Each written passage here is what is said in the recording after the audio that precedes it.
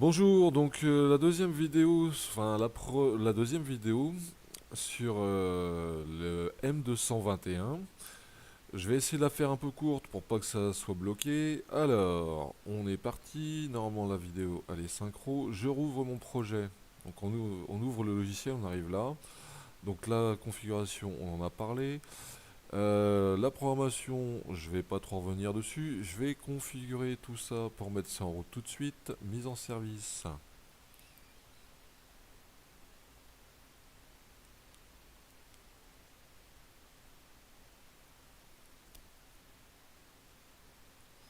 On configure nos deux entrées tout de suite.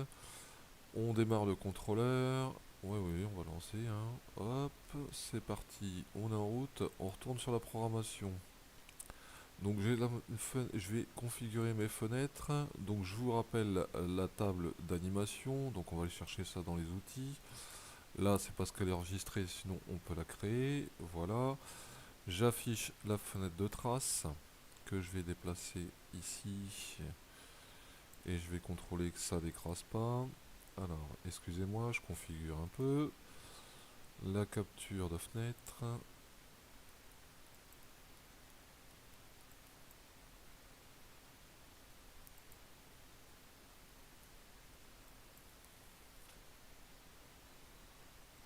là, normalement, vous devez voir la trace à l'écran. Je vais la déplacer plus par ici. Bon, l'idée, c'est qu'on voit quand même les choses bouger à l'écran. Donc la résolution, est-ce que je peux descendre un peu? Excusez-moi. C'est la fenêtre d'écran, c'est celle-là. Hop, ici.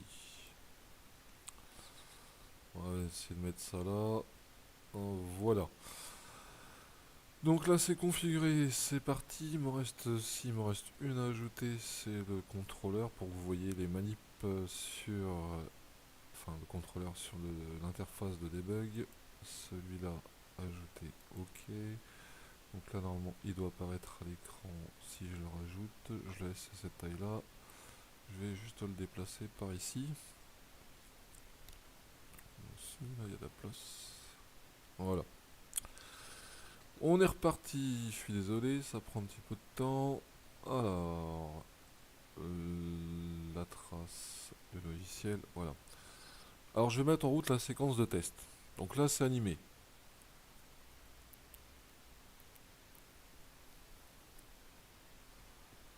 On a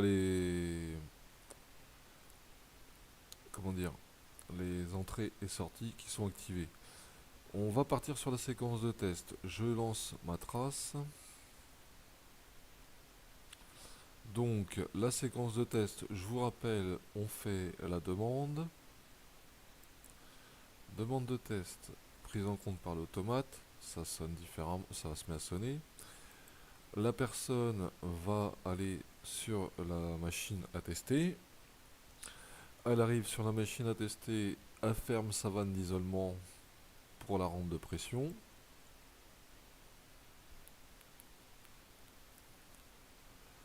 C'est pris en compte par l'automate. C'est pris en compte par l'automate. Le clignotement des lampes où le son devient plus aigu ou plus rapide. On va procéder à la séquence de test proprement dit. On va faire le test proprement dit. En fait, on va tester la sécurité. Donc la personne va déclencher la sécurité physiquement. Le déclenchement de la sécurité physique a été pris en compte par l'automate. Donc on peut changer le signal ou afficher que le test est passé. Donc dans ce cas-là, on peut mettre le voyant du test correspondant fixe. La personne donc voit le changement d'état, donc elle sait qu'elle peut, redisposer sa sécurité. C'est fait ici. Je ne sais pas si vous voyez le réticule à l'écran. À partir de là, donc la personne, on lui a bien remis la sécurité, le clignotement il sera peut-être moins rapide, moins strident. Elle sait que le test a bien été repris en compte, la remise en état normal a été bien repris en compte, qu'on voit visualiser ici, là, en mémorisé ici. Donc la personne elle va redisposer la vanne normalement pour redisposer la sécurité, qu'elle soit fonctionnelle.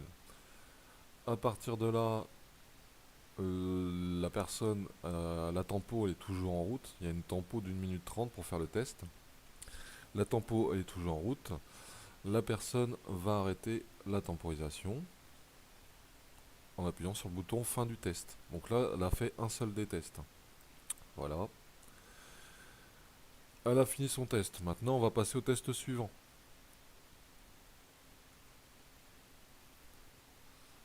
Nous, la séquence de test, elle va s'arrêter là. On pourrait le refaire une deuxième fois. On va le refaire une deuxième fois pour que ça soit clair. Donc, la demande de test, elle est faite. Là. Demande de test. La personne va sur l'équipement à tester, isole sa vanne. On vient de tester, on vient d'isoler. L'automate réagit, prévient la personne est au courant, elle peut faire sa sécurité, donc là elle déclenche physiquement la sécurité. L'automate valide voit bien le déclenchement de la sécurité, donc il valide le changement d'état, il informe la personne redispose sa sécurité. L'automate contrôle bien que le retour de la sécurité est normal, il indique à l'opérateur. L'opérateur, donc il sait qu'il ne plantera pas, il va redisposer la vanne normalement. Donc là en fait c'est une rampe de pression, donc il faut que la vanne soit ouverte pour que la pression soit, enfin que la variation de pression soit vue. À partir de là, la personne elle a fini son test, elle pourra passer au suivant. Donc là normalement il y a 3 minutes de, je crois, de tempo pour faire tous les tests. À l'issue de tous les tests, là donc on en a fait 2, à l'issue de tous les tests on pourra en avoir 6. À l'issue de tous les tests, la personne va valider la séquence de test et on laisse l'installation fonctionnelle pour 40, 24 ou 72 heures. Donc maintenant on va faire le cas où il y a un souci, soit la personne elle tombe, ça peut arriver, soit il y a un équipement qui marche plus, la personne essaye de le remettre, la minute 30 dans ces cas-là ça va très vite. Donc on va faire ce cas-là. Donc là l'équipement est en route depuis 24 heures, hein, ici. On va lancer une séquence de test, c'est parti, je lance la séquence de test, l'automate valide la séquence de test, la personne va isoler la vanne, et on va attendre 1 minute 30. Je suis désolé, c'est un peu long. Donc là, on va attendre 1 minute 30. Au bout de la minute 30, je vais juste me déplacer comme dans le programme pour que vous voyez la temporisation qui est ici évoluer. Alors c'est animé, donc vous voyez les valeurs des temporisations. Là, c'est la temporisation, quand je vous disais 1 minute 30, c'est 90 secondes. C'est la temporisation du test. Il y a une autre temporisation qui est lancée ici. Et elle, en fait, c'est la temporisation pour tous les tests. Donc là, nous, on en est à 26 secondes du test. Voilà, donc ça c'est animé, ça permet de faire sa mise au point. On peut, en fait, je vais pas déplacer la trace, mais en dessous, je sais pas si vous visualisez, en fait vous avez les symboles qui sont animés, enfin qui sont animés, oui, qui sont animés dans dans la table d'animation. Vous voyez les valeurs et on peut les forcer. Donc ça c'est quand même bien pratique pour dépanner, enfin pour suivre une installation qui est en service. Parce qu'on ne peut pas suivre forcément tout le programme et se déplacer sur toutes les pages. Il y en a quand même quelques-unes. Là, c'est tout simple, hein. Il n'y a pas beaucoup de lignes. Après, quand vous en avez des installations conséquentes, ça va vite se compliquer. Donc dans ce cas-là, on fait des tables d'animation. Moi, je vais prendre sur le traitement d'eau. Je retourne voir ma tempo vite fait quand même. On arrive à 70 secondes, je vais pouvoir arrêter de parler. Sur le traitement d'eau, par exemple, nous on avait des compteurs, on remettait toute la page comptage. Donc on venait chercher l'impulsion, c'était enregistré, donc c'était converti après en mètres cubes. Bon, tout ça en fait c'était enregistré et c'était reporté sur une table d'animation spéciale compteur. Donc là on arrive à 90 secondes et là on va planter, voilà, là on a planté l'installation.